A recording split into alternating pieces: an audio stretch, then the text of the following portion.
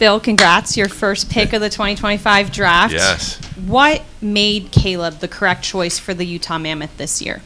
Well, he's someone that, when you sit in that room and you listen to the scouts, and you listen to their passion about players, he was a pretty consistent passion for the scouts from the midterms all the way through.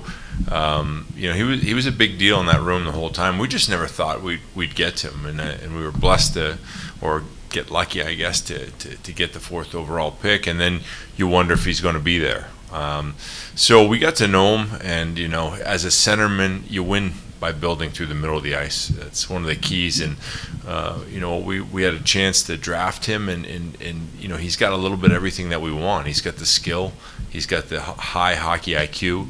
And he's someone that led his team down the stretch to a championship as a 17-year-old. That's hard to do.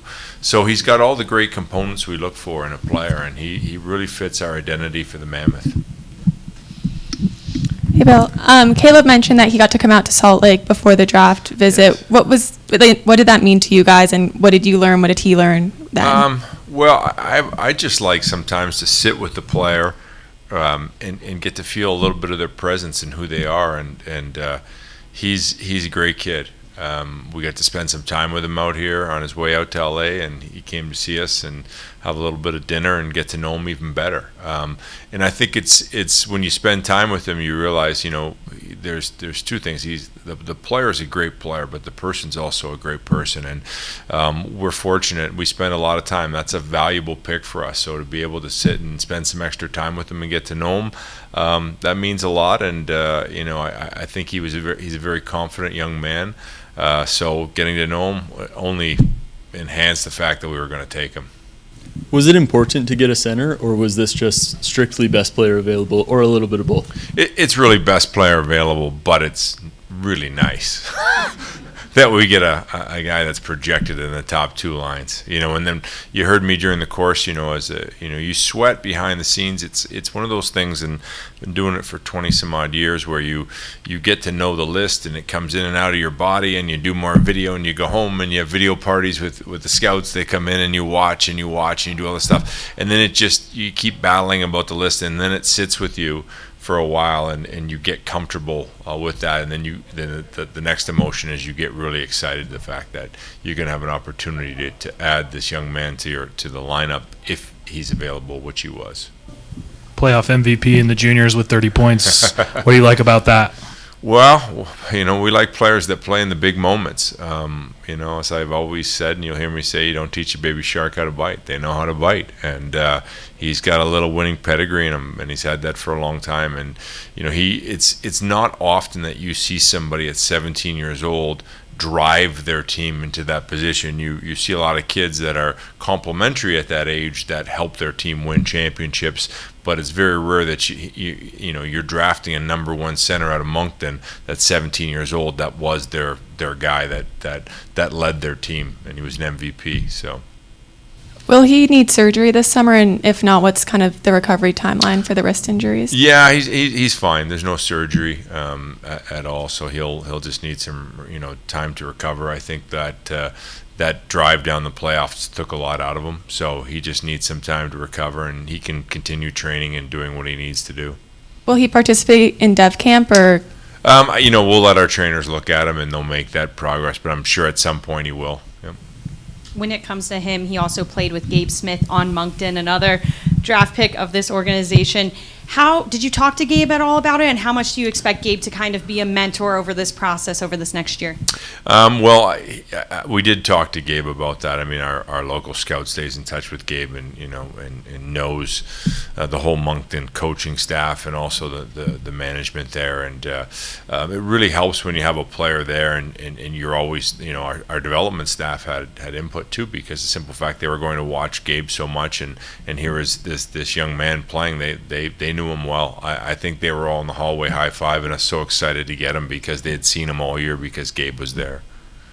Do you have an opinion on the new NCAA rule where CHL players can go there? And if so, would you recommend sending a player like Caleb there? Well, on a personal note, I think it's the greatest thing I've ever seen in hockey, to be able to play in junior hockey in Canada and then go get an education at Boston College or BU. And my son went through the process of playing in the USHL and then going and be a D1 player. And I always thought, if that was ever available to the Canadian kids, it's a game changer.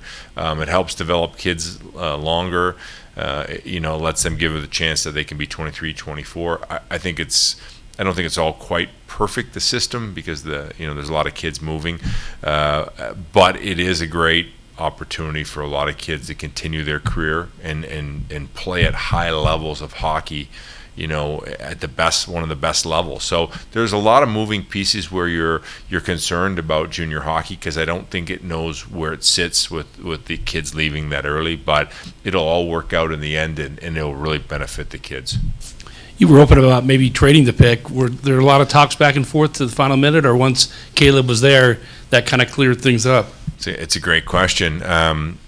You always explore it, right? You're always looking at it. It's very rare in hockey that any of the picks in that range are traded.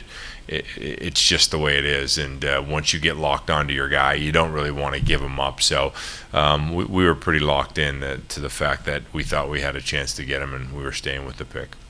Obviously happy to get a center. Where do you see him slotting into this lineup in the next few years in, your dream scenario? Well, we'll see how he does come into camp. We'll see where he's at. He reminds me of back in the day when, I was part of drafting, Peter Angelo, and he was really thin when he came in, and every year you'd kind of see him get a little bit bigger, a little bit bigger, a little bit bigger.